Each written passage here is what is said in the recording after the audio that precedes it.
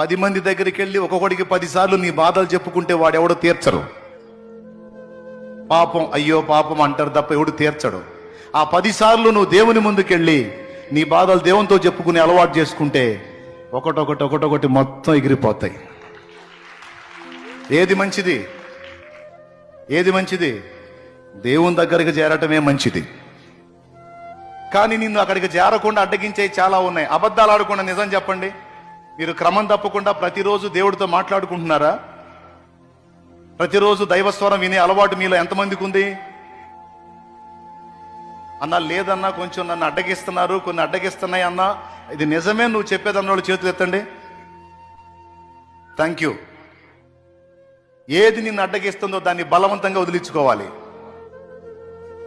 వాళ్ళు ఎంతటి వాళ్ళైనా, అవి ఎంతటివైనా సరే వదిలించుకోకపోవటం నేర్చుకోలేదనుకో, నువ్వు నీకు వదిలి